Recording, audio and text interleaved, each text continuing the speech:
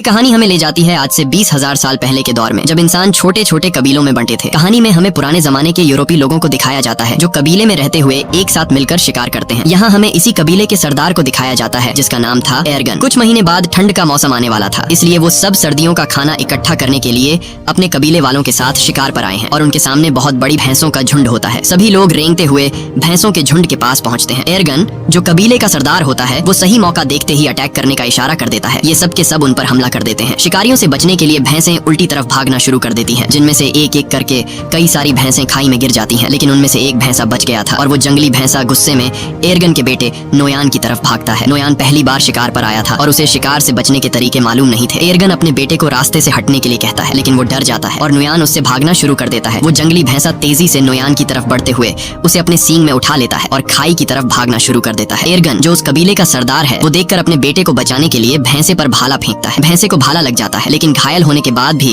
वो नोयान को नहीं छोड़ता और नोयान को खाई से ऊपर उछाल देता है। और यहाँ से कहानी जाती है फ्लैशबैक में, यानी कि एक हफ्ता पहले, जहाँ पर हम देखते हैं कि कबीले के लोग शिकार की तैयारी कर रहे हैं। वो पत्थरों से अलग अलग तरह के नुकीले हथियार बना रहे थे। ये सिर्फ तैयारी नहीं थी, बल्कि नए लोगों को शिकार में हिस्सा लेने के लिए इस तरह के पत्थर बनाने पड़ते थे। जो सबसे तेज और नुकीला हथियार बनाएगा उसे शिकार के लिए सिलेक्ट कर दिया जाएगा। इस प्रतियोगिता में एर्गन का बेटा नोयान भी पास हो जाता है। उसी रात को नोयान की माँ एर्गन से कहती है, नोयान को अपने साथ शिकार पर मत ले जाओ, वो अभी बच्चा है, मैं उससे बहुत प्यार करती हूँ और उसे खोना नहीं चाहती। एर्गन कहता है, सर्दियां आने वाली हैं और साल के इस वक्त में सभी शिकार करने के लिए जाते हैं। अगर हम शिकार पर नहीं गए तो हम सर्दियों में भूख से मर जाएंगे और नोयान को खुद को साबित करना होगा कि वो मेरा बेटा है। अगली सुबह सभी कबीले वाले शिकार के लिए निकल रहे होते हैं, लेकिन नोयान की माँ नोयान के लिए बेचैन हो रही थी कि कहीं मेरे बेटे को कुछ हो न जाए। लेकिन एर्गन उसे तसल्ली देता है, तुम परेशान मत हो, नोयान को कुछ नहीं होगा, और वे सब शिकार पर निकल जाते हैं। थोड़ी दूर आगे जाने के बाद यहाँ पर एक दूसरा कबीला भी आता है जो उन्हीं की तरह शिकार करने के लिए निकला है ताकि सर्दियों के लिए खाना इकट्ठा कर सके। बहुत लंबा सफर तय करने के बाद वो सब एक पत्थर के ढांचे तक पहुँचते हैं जो कभी उनके पूर्वजों ने बनाया था। ये सफर बहुत खतरनाक होता है। इस सफर में उनके कई पूर्वजों ने अपनी जान गंवाई है, इसीलिए उन्होंने पूर्वजों की याद में यह पत्थर का ढांचा बनाया होता है। आगे चलने के बाद उन्हें एक जंगली सुअर दिखता है जिसे वो भाले से घायल कर देते हैं। एर्गन अपने बेटे नोयान से कहता है कि तुम इसे मारोगे, लेकिन नोयान ने पहले कभी शिकार नहीं किया था। वो इसे देखकर घबरा जाता है और नोयान उसकी जान नहीं लेता, इसलिए एर्गन उसके हाथ से पत्थर का खंजर छीनकर जंगली सुअर को मार देता है। और उसके बाद एर्गन अपने बेटे से कहता है, तुम इतने कायर निकलोगे, ऐसा मैंने कभी नहीं सोचा था। यहाँ सिर्फ ताकतवर जिंदा रह सकते हैं, यही जंगल का कानून है। रात के अंधेरे में जब ये सब अपने शिकार को खा रहे होते हैं तभी कुछ अजीब सी आवाजें सुनाई देने लगती हैं, जिससे एर्गन सभी को होशियार रहने को कहता है। तभी वहाँ अचानक एक शेर आता है और उनमें से एक लड़के को उठाकर ले जाता है। अगली सुबह वो उस लड़के की याद में एक छोटी सी समाधि बनाते हैं और शिकार की तलाश में आगे का सफर तय करते हैं। लेकिन कई मीलों का सफर तय करने के बाद भी उन्हें कोई शिकार नहीं मिलता। पूरा दिन चलने के बाद रात को ये सब एक गुफा में रहने का फैसला करते हैं, जहाँ एर्गन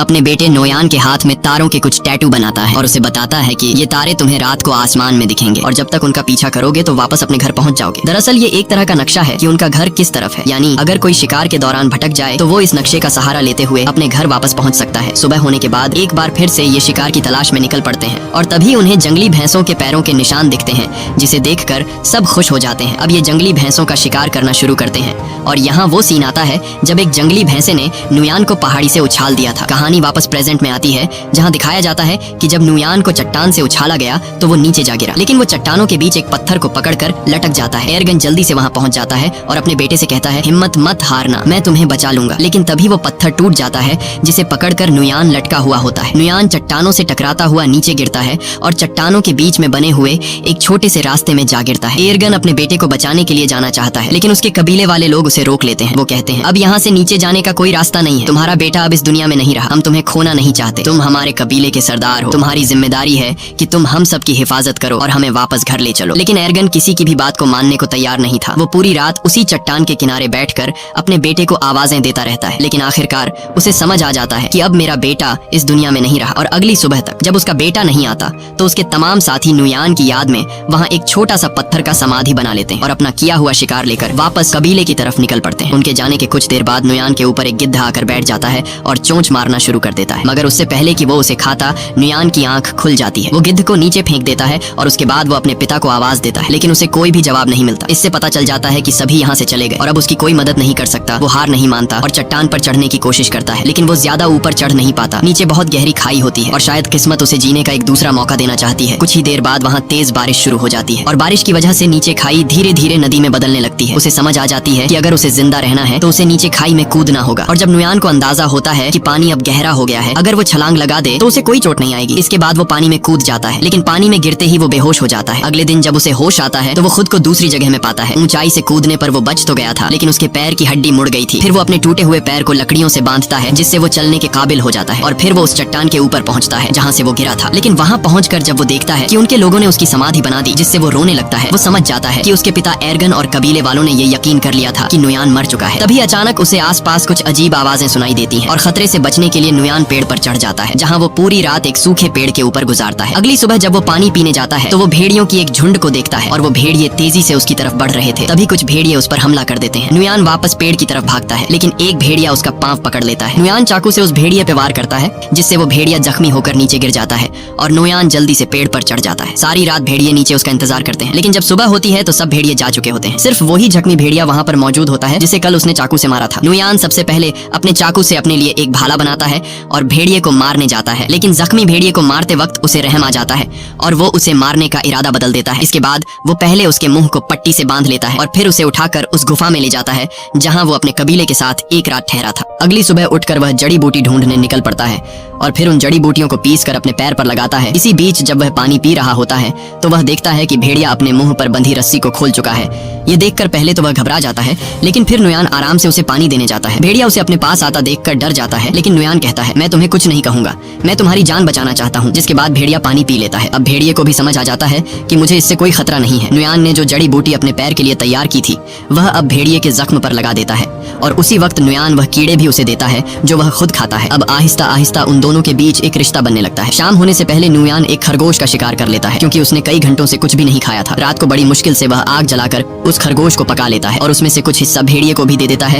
ये दोनों बुरी तरह से घायल होते हैं, इसीलिए कुछ दिनों तक उसी गुफा में रहते हैं। एक रात नुयान अपने हाथ के टैटूज को देखता है जो उसके पिता एर्गन ने बनाए थे, और उन सितारों को आसमान में देखता है। वह कहता है, मुझे घर जाना होगा अपने माँ बाप से मिलने। और नुयान भेड़िए से कहता है कि तुम्हें भी अपने झुंड की तरफ लौटना चाहिए। अगली सुबह वह सफर के लिए तैयार हो जाता है। वह भेड़िए से कहता है, तुम भी अपने घर चले जाओ, उससे पहले कि बर्फ पड़ने लगे, और वह वहाँ से निकल पड़ता है। लेकिन वह देखता है कि भेड़िया, जिसका नाम उसने अल्फा रखा है, वह उसके पीछे पीछे चलता आ रहा है। काफी दूर जाने के बाद भी वह भेड़िया उसका पीछा करता है। नुयान कई बार अल्फा को भगाने की कोशिश करता है, लेकिन वह पीछा नहीं छोड़ता। असल में भेड़िए को नुयान के साथ लगाव हो चुका था, क्योंकि नुयान ने उसकी जान बचाई। उसी वक्त अल्फा एक स्वर देखता है। वह उसका शिकार करने की कोशिश करता है, लेकिन कामयाब नहीं होता। नुयान समझ जाता है कि भेड़िया भूखा है। उसे वह खाना दे देता है जो खुद के लिए जमा किया था। ये पहली बार था कि अल्फा ने नुयान के हाथों से खाना खाया। अब ये दोनों दोस्त बन चुके हैं। उसके बाद अल्फा एक खरगोश का शिकार करता है जो ये दोनों मिलकर खाते हैं और रात को एक साथ सो जाते हैं। अगली सुबह अल्फा नुयान का मुंह चाट कर उसे जगाता है, और जैसे ही वह उठता है तो अल्फा से कहता है, तुमसे कितनी बदबू आ रही है, और वह उसे जबरदस्ती दरिया में फेंक देता है। ये दोनों दरिया में नहाते हैं। यहाँ अल्फा खाने के लिए एक मछली भी पकड़ता है। उसके बाद नुयान वापस अपने सफर पर निकल पड़ता है। रात को वो दोनों आग जलाकर बैठे होते हैं। तब अल्फा कुछ महसूस करता है। हम देखते हैं कि वहाँ कुछ और भेड़िए आते हैं। अल्फा उनके पास जाता है।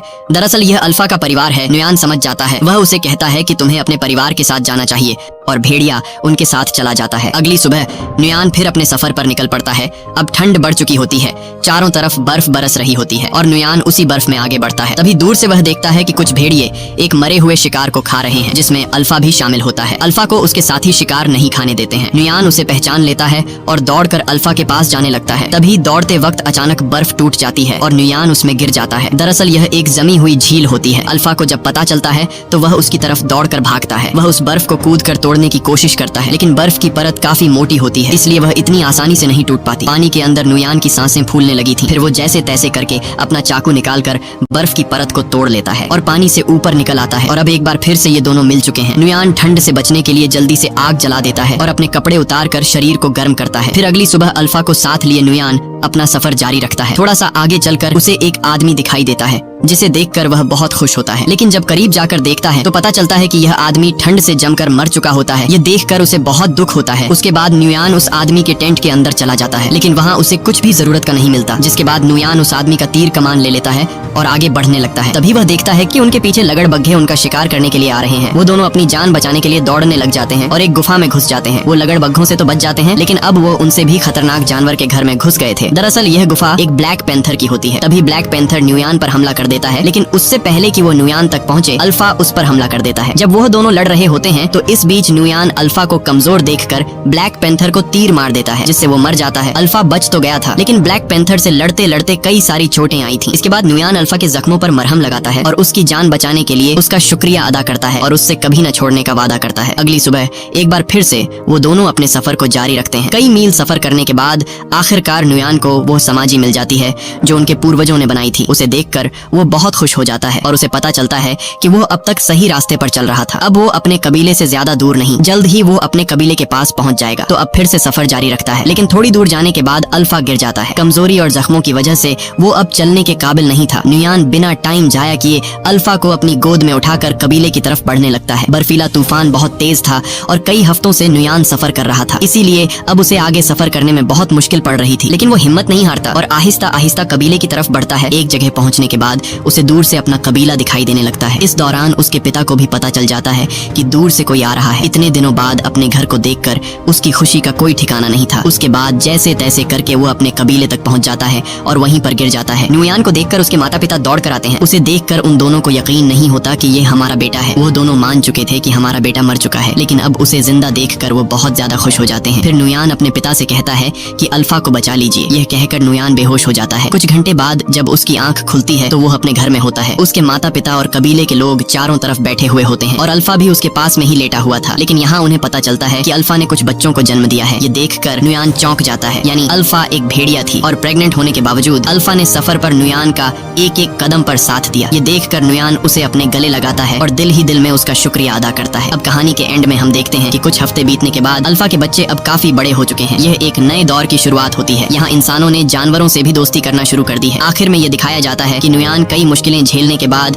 आखिरकार घर पहुंच गया और अब अल्फा और उसके बच्चे भी उसके साथ थे।